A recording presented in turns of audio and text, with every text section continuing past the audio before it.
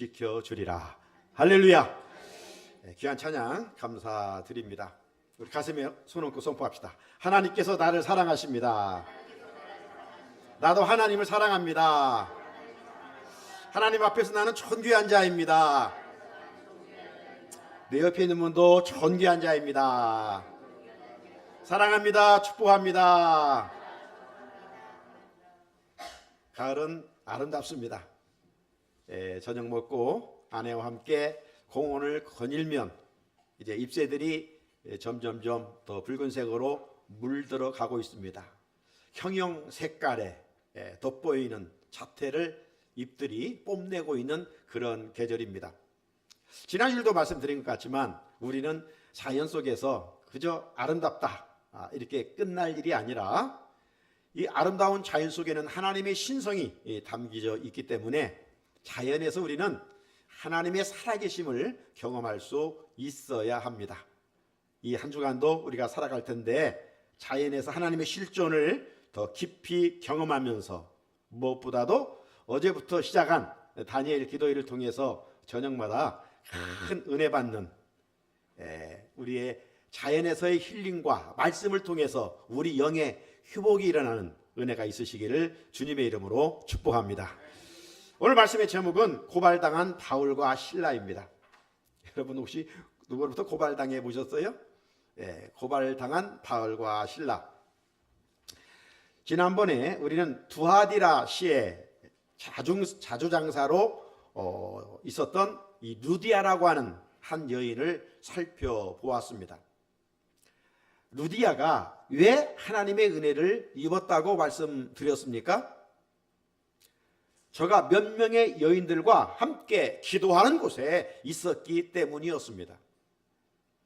하나님이 은혜 주시는 곳이 있어요. 하나님이 은혜 주시는 곳은요, 기도하는 자리입니다. 기도하는 자리에 은혜를 주셔요. 무지한 한나 우리 기억하지요? 아들이 없어서 고통 중에 있었던 한나, 저 멀리 실로의 성전에 올라가서 하나님께 눈물을 흘며 기도했을 때 하나님께서 그에게 솔로몬이라고 하는 귀한 아들을 주셨어요.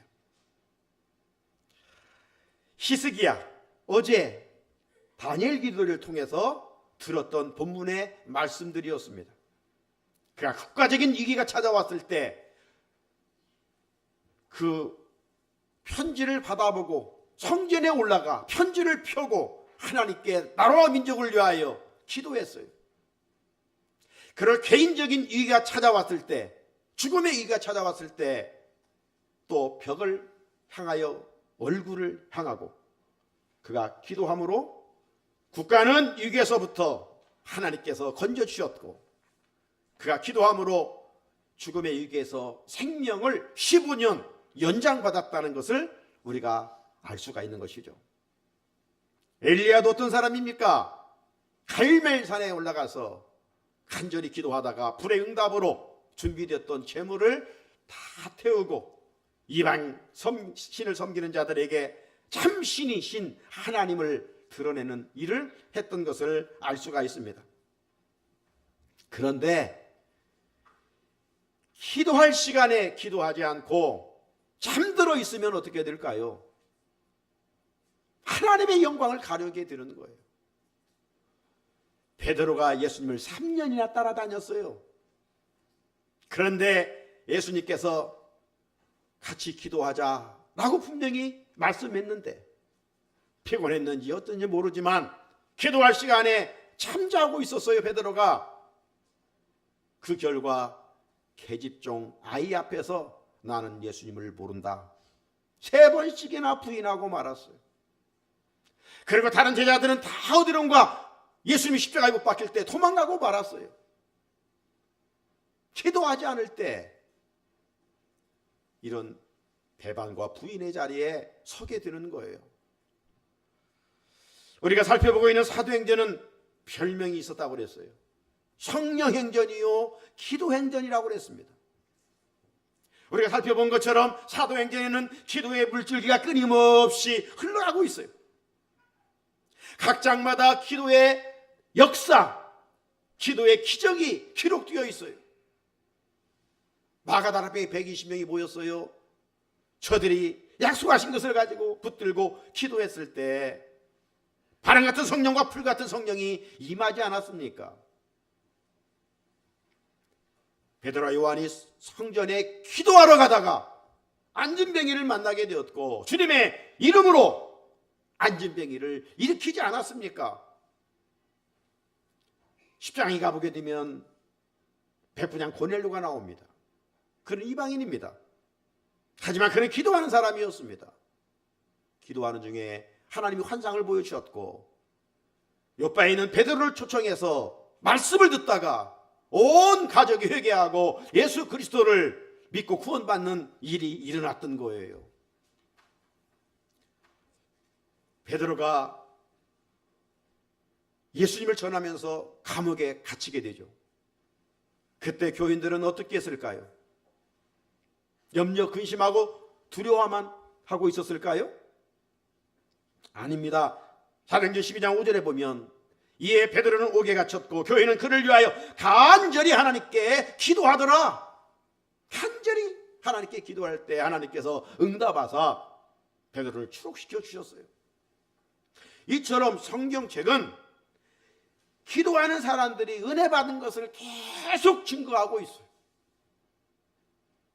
여러분, 기도는 사람이 하지만 역사는 하나님이 하시는 줄로 믿습니다. 그래서 기도는 능력이고 기도는 축복이에요. 오늘 본문에도 보면 바울과 실라가 주님의 능력으로 귀신 들린 점치는 여종 하나를 고치는 이야기입니다. 베드로와 바울과 실라가 뭐 능력이 있어서 고쳤겠습니까? 그들이 고친 능력의 저변에는 기도가 있었어요. 자, 오늘 본문 시작하는 16절을 보십시오. 우리가 기도하는 곳에 가다가 점치는 귀신 들린 여종 하나를 만나니 점으로 그 주인들에게 큰 이익을 주는 자라. 이 말씀에서 보듯이 바울과 실라는 다른 데 가지 않았어요. 기도하는 곳에 가다가 이 귀신 들린 여종을 만났던 거예요. 이처럼 기도하는 곳에 하나님이 일하십니다. 따라서 해볼까요? 기도하는 곳에 하나님이 일하십니다. 믿습니까? 기도하는 곳에 하나님이 일하셔요. 기도하는 곳에 은혜를 주셔요. 기도하는 곳에 역사가 일어나요.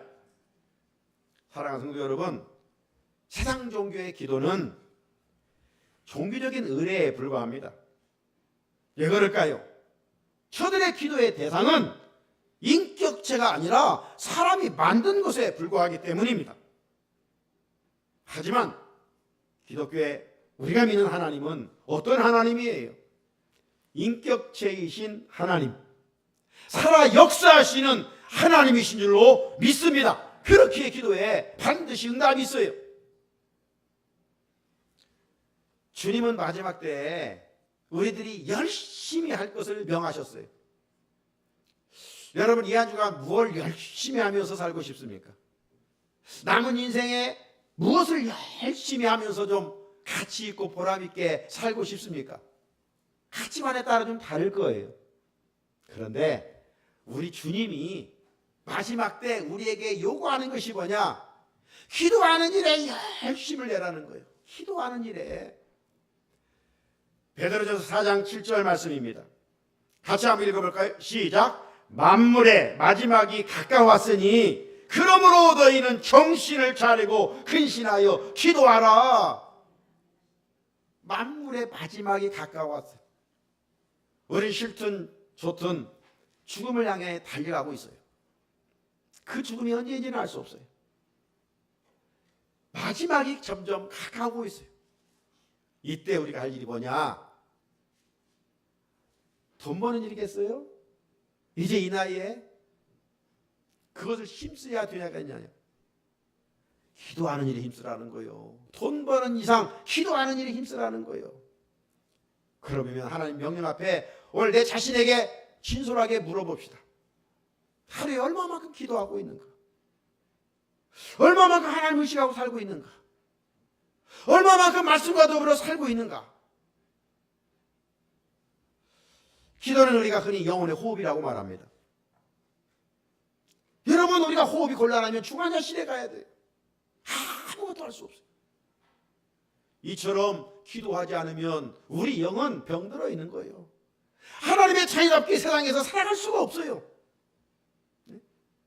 명목상 그리스도인이지, 무늬만 그리스도인이지 세상 사람들과 크게 다를 바 없이 그냥 흘러가는 거예요. 우리가 그렇게 살아야 되겠습니까? 주님의 피값으로 구원받은 하나님의 거룩한 백성인데, 하나님은 오늘도 기도하는 자의 편에서 역사하십니다. 삶의 자리에서 마음의 무릎을 꿇고 다윗처럼 매사 하나님께 묻고 또 묻고 사시기 바랍니다. 다시 16절로 가보면, 우리가 기도하는 곳에 가다가 점치는 귀신 들린 여종 하나를 만나니 점으로 그 주인들에게 큰 이익을 주는 자라. 바울과 실라는 기도하러 가다가 점치는 귀신 들린 여종을 만납니다. 이것은 무엇을 말하는 것일까요? 복음을 전하러 하는 곳에 영적인 방해가 있다는 것을 말합니다. 이게 우리는 영적인 치열한 전쟁터에 살아가고 있어요.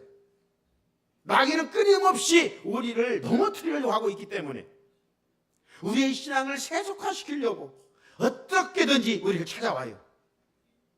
마귀는 보이지 않는 영물이에요. 그러나 강해요.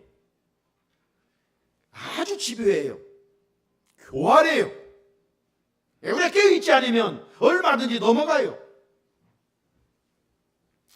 빌립이 사마리아에 가서 복음을 전했잖아요. 8장의 이야기입니다. 거기에 누가 있었습니까? 시몬이라는 마술사가 있어가지고 백성을 미혹하고 전도하는 일을 방해했어요. 1차 전도 여행에 바울과 바나바가 바보에 갔었을 때 거기에도 누가 있었느냐? 마술사 엘루마가 있었습니다. 바울이 열심히 복음을 전하자 거기에는 총독 이 서기오 바울이 말씀을 듣고자 관심을 가지니까 이 마술사 엘루마가 심하게 이 서기오 바울이 믿지 못하도록 방해를 하는 것을 볼 수가 있습니다. 이처럼 복음이 전해지는 곳에는 항상 악한 영의 역사가 있어요. 여러분, 우리가 믿음 생활 좀 더 열심히 하려고 하고, 그래 이제 하루에 기도 시간을 정하고 기도 한번 하자, 이런 마음을 갖게 되면 악한 마귀의 방해가 있어요. 그래서 기도하지 못하게 하고, 이 가정에 염려거리가 찾아오게 만들고, 누구와 관계가 어렵게 만들고, 이래서 기도하려고 하는 계획을 무산시켜요. 자, 우리가 이 사실을 알고 우리는 마귀 사탄의 방해가 있을지라도 기도에 더욱 힘써야 돼요. 여러분, 기도는 거듭하고 하는 게 아니에요. 삶의 자리에 가면서 여러분 말씀 가지고 선포하는 거예요. 찬양도 하나님을 높여드리는 행위예요. 곡조 붙은 기도라고 하잖아요. 그래야 우리가 믿음의 진인보가 있고 영적 전쟁에서 마귀와 싸워 승리할 수가 있어요. 여러분, 기도하면 반드시 하나님의 임재를 경험하게 돼요. 바울과 실라가 만난 귀신 들린 여종은 이중적인 비참한 삶을 살고 있었어요. 먼저는 귀신 들려 고통 중에 있었고요. 또 하나는 이 귀신 들린 여종은 이 점을 쳐가지고 주인에게 이 상납금을 바쳐야 했어요. 하루에 정해진 상납금을 바치면서 살아가야 하니 이중적인 고통이 있었어요. 즉, 이 여종은 강한 자에 의해 지금 착취를 당하고 살고 있는 겁니다. 이 주인의 태도는 율법의 정반대인 삶을 살고 있는 것이죠. 이런 부패한 삶은 일찍이 유다 선민에게도 있었던 것을 성경은 에스겔을 통해서 고발하고 있어요.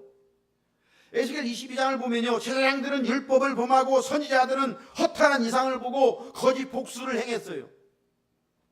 백성들은 포악했고 강탈을 일삼고 가난한 자와 궁핍한 자들을 압제하고 나그네들을 부당하게 학대를 하며 살았어요. 하나님의 백성들이. 이런 가운데 하나님께서 에스겔 선지자를 통해서 22장 27절에 이렇게 말씀했습니다. 그 가운데 그 고관들은 음식물을 삼키는 일이 같아서 불이한 이익을 얻으려고 피를 흘려 영혼을 멸하거늘 주어진 권력을 가지고 약자들을 섬겨야 될 텐데 그러지 아니하고 약자들을 함부로 지배하고 착취하고 자기 배를 채우는 이런 자들이 됐다는 겁니다. 누가? 하나님의 백성들이. 본문에 나오는 주인들은 약자들의 병을 고치기보다는 오히려 약자들을 이용해 이득을 얻는 불의한 일을 일삼고 있었습니다. 자, 이들의 모습을 보면서 우리가 손가락질을 할 일이 아니라 오늘 하나님 앞에서의 내 모습은 어떻느냐 이 말인 거죠. 우리 하나님을 섬기는 하나님의 자녀들인데 약자들의 인격을 함부로 하고 있지는 않는지, 어떤 이유라도 타인을 미워하고 있다면 그는 악덕 기업자와 다를 바가 없어요. 그래서 주 안에 있는 우리가 마지막 때 힘써야 할 일이 베드로전서에 보면 몇 가지가 있는데 그 중에 하나가 앞에서 말한 기도하는 일이요. 또 하나는 사랑하는 일입니다. 사랑하는 일. 우리가 예수님을 닮고자 얼마나 몸부림칩니까? 예수님을 닮다는 거 뭐예요? 다른 거 없어요. 서로 사랑하며 사는 거예요. 서로 사랑하며 사는 것. 사랑하지 않는다면 그는 가증스러운 자요. 종교인입니다. 종교인들 보세요. 자기 의만 드러내잖아요. 그러고 나면 나쁘다고 다 정죄하는 거예요. 베드로전서 4장 7절 8절 다시 한번 제가 읽어보면 만물의 마지막이 가까웠으니 그러므로 너희는 정신을 차려 근신하여 기도하라. 무엇보다도 뜨겁게 서로 사랑할지니 사랑은 허다한 죄를 덮느니라. 만물이 마지막에 가까웠으니 그리스도인들이 할 일이 뭐예요? 기도하는 일이고 사랑하는 일이에요.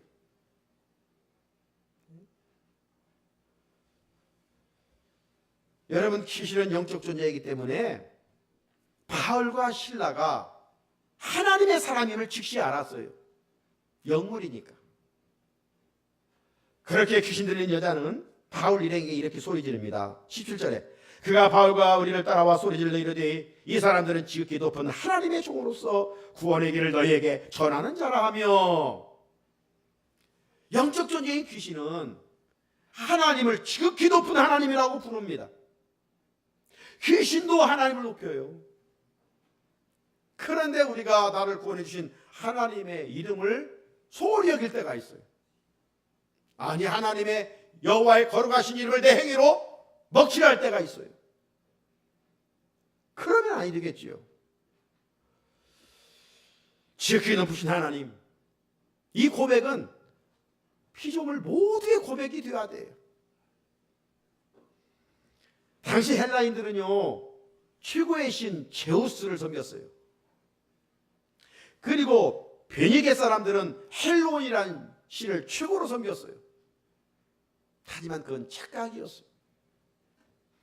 우주 만물 가운데 정말 영광 받으시기 합당하신 분, 최고의 신은 만물을 지으신 하나님이신 줄로 믿습니다. 그래서 주님은 주기도를 통해서도 모든 피조물이 지극히 높인 하나님의 이름을 거룩하게 하시며 높여드리기를 가르쳐 주셨잖아요. 우리가 드리는 예배, 우리가 드리는 기도, 우리가 드리는 찬송, 이 모든 일은 주님의 이름을 높여드리는 거룩한 행위예요. 우리 사나 죽으나 주의 것이니까 이제 우리는 거룩한 백성으로서의 삶을 살아서 하나님의 이름을 높여야 돼요. 나를 높이는 게 아니에요. 사도 바울은 이제 이 여인을 고쳐주게 되지요. 18절에 이와 같이 여러 날을 하는지라 바울이 심히 기로하여 돌이켜 그 귀신에게 이르되 예수 그리스도의 이름으로 내가 네게 명하노니 그에게서 나오라 하니 귀신이 즉시 나오니라. 이러한 능력은 예수님께서 복음 전하는 자들에게 주셨어요. 오늘 우리에게도 이 능력을 주신 거예요. 우리는 선포 내가 하는 게 아니에요. 베드로가 하고 바울이 하는 게 아니에요. 신라가 하는 게 아니에요. 바나바가 하는 게 아니에요. 하나님께서 믿음을 가지고 담대하게 선포하는 자에게 역사하게 하시고 도구로 사용하실 뿐인 것이죠. 여러분, 고침을 받은 여자는 어떻게 살았을까요? 우리가 11월은 감사의 달이죠. 우리가 애쓰고 힘써 살았지만 우리의 고백은 뭡니까? 주의 은혜였다고 고백하지 않습니까? 은혜 받은 우리가 어떻게 해야 될까요? 주를 위해 사는 것이죠. 오늘 이 여인이 어떻게 살았다는 말은 성경에 없어요. 그러나 깊이 한번 말씀을 추측해 보면 이 여인은 그의 가족과 더불어서 먼저 빌립보에 믿었던 누디아 가족, 로마 옥중의 간수 가족들과 연합해서 빌립보 교회를 잘 신실하게 섬겨갔을 것이다. 이렇게 한번 생각을 해보게 되는 것이죠. 사랑하는 성도 여러분, 우리가 온전하게 살고 예수님 제자답게 살려고 하면 악한 방해가 있어요. 우리가 한 영혼을 사랑해서 전도하려고 하면 역시 악한 방해가 있어요. 여러분, 전도해보라 보세요. 오늘 가겠습니다, 내일 가겠습니다 하는데 이런 핑계대고 저런 핑계대고, 여러분, 이 악한 방해 역사가 심해요. 그렇다고 해서 우리가 포기하면 안 되는 거예요. 예수 그리스도의 이름을 선포하면서 나아가야 되는 거예요. 그러면 가로막혔던 장애물은 제거되고 주님과 함께 위대한 일을 이루게 될 줄로 믿습니다. 여러분, 귀신 사람 들려 귀신 들린 사람을 고쳐주었으면 환영받고 박수받고 칭찬받아야 할 일 아닙니까? 그리고 그 주변의 사람들이 바울이 믿는 하나님의 이름으로 그렇게 했다면 바울이 믿는 하나님을 믿어야 될 것 아닙니까? 그런데 그런 기적을 보고도 상황은 정반대였습니다. 귀신 들린 여자를 고용했던 그 주인들은 바울 일행을 고발했어요. 19절에 여종의 주인들은 자기의 수입의 소망이 끊어진 것을 보고 바울과 실라를 붙잡아 장터로 관리들에게 끌어갔다가, 오늘 본문에 등장하는 이 나쁜 주인들, 이들은요 오로지 자기 배만 채우는 들에 관심만 가졌어요. 탐욕의 노예가 되어 살아가고 있었어요. 어찌 이들만 그럴까요? 사람은 누구나 본능적으로 욕심이 있습니다. 더 많이 가지려고 하는 욕심, 더 많이 배우려고 하는 욕심, 더 출세하려고 하는 욕심, 좋은 욕심, 선한 욕심은 그 사람을 더 진보하게 만들고 발전하게 하는 동력이 되지요.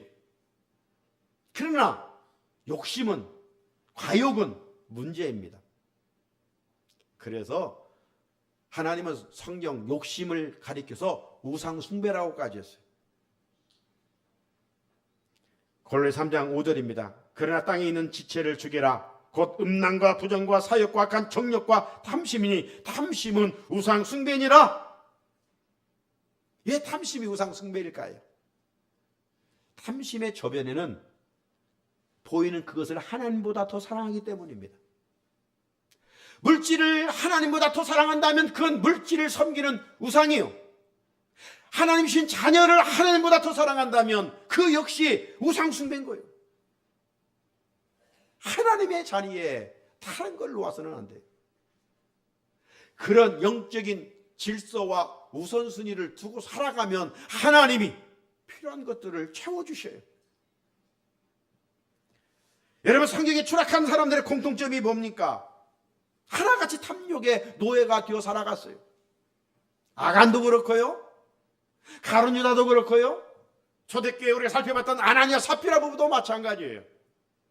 다 물질의 욕심과 탐심에 사로잡혀 살다가 비참하게 다 죽었어요.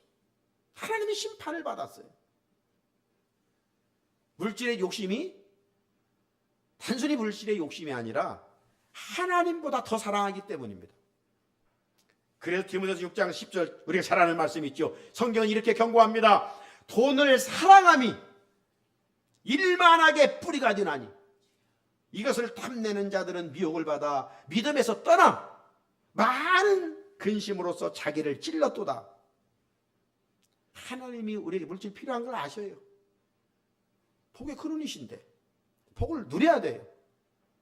하지만 물질의 애착, 하나님보다 물질을 더 우선시한다면 그 쌓아놓은 물질이 우리 옆구리를 찌르게 되고 물질을 사랑해서 하나님께 애물 드리는 것도 아까운 마음이 든다면 그는 마지막 때 하나님을 떠나게 된다는 거예요. 돈이 최고인데요. 돈이 하나님인데요. 다 세상에 일어나는 건 돈 때문에 그렇지 않아요?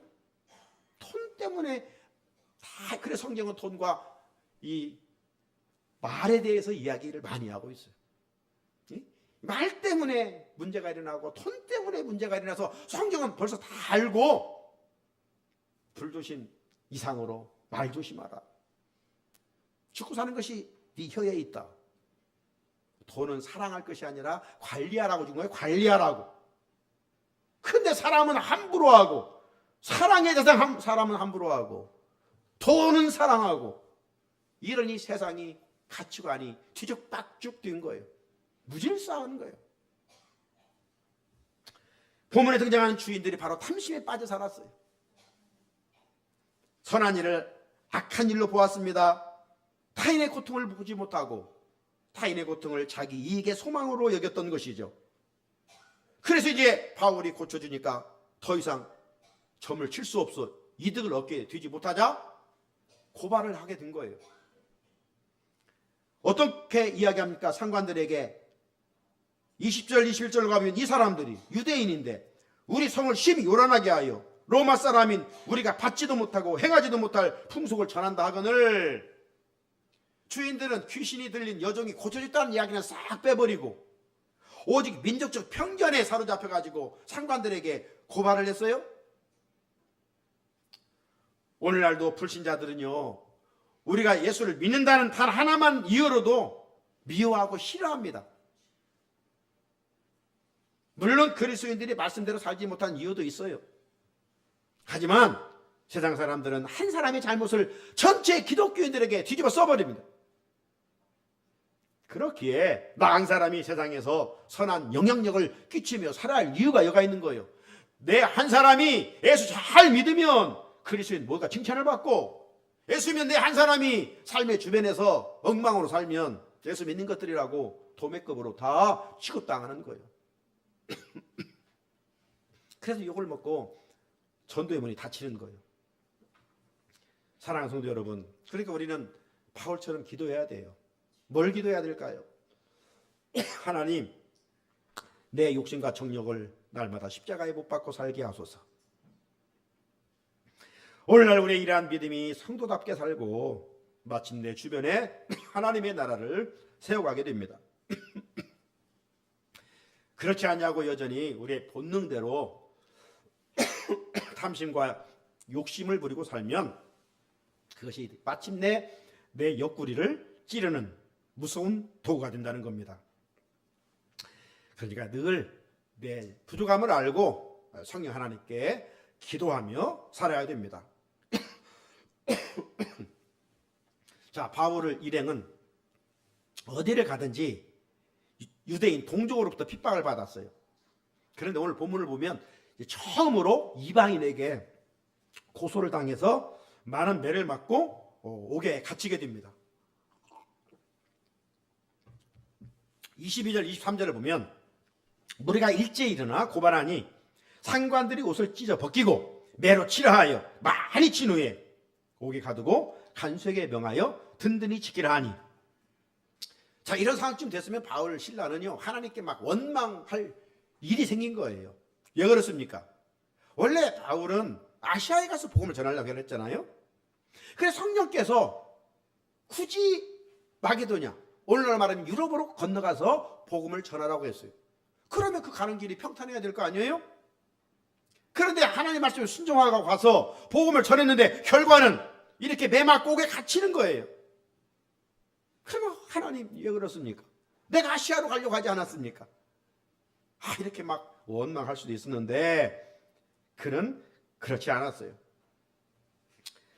자, 그렇다면 사랑하는 성도 여러분, 왜 하나님은 주의 나라를 위하여 충성하는 자에게 이런 고난 박해를 당하게 하는 것일까요?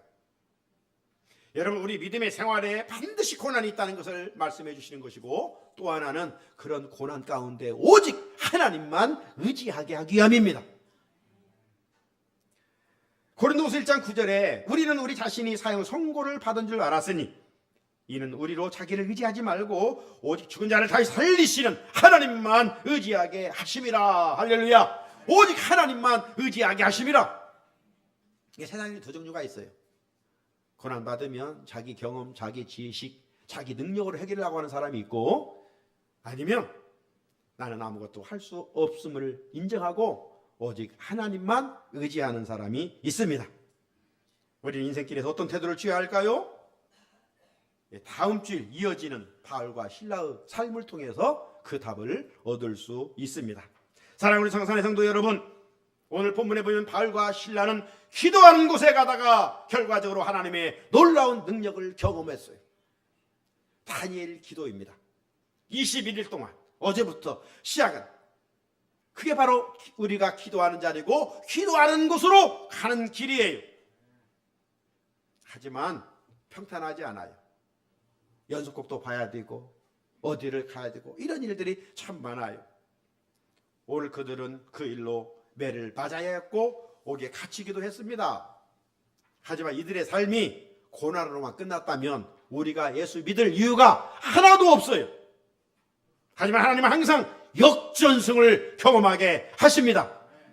하나님은 우리에게 여호와 니시 승리케 하시는 하나님이십니다. 그러므로 지금 우리의 환경이 힘들다고 해서 자포자기하면 안 됩니다. 바울과 실라처럼 그때 기도하는 자리로 나아가야 됩니다. 그러면 하나님께서 놀라운 일을 시작하십니다. 우리의 고난이 하나님을 만나는 약재료가 되고 내 간증이 많은 사람들에게 복음을 전하는 통로가 되기를 주님의 이름으로 축복합니다. 하나님 아버지 감사합니다. 오늘도 마음의 문을 열고 주의 종을 통하여 들려주시는 하나님의 비밀의 말씀을 듣게 해주셨습니다. 은혜 받는 자리는 어떤 자리인가? 기도하러 가는 곳입니다. 기도의 자리입니다. 이 아름다운 계절 주님과 속삭이며 주님과 데이트하면서 거룩한 삶을 살아가며 하나님의 인재를 경험하는 우리 성산의 성도들이 되게 하여 주시옵소서. 예수님의 이름으로 기도드립니다. 아멘. 찬송가 361장 부르시면서 준비하신 예물 감사함으로 드립니다. 361장입니다.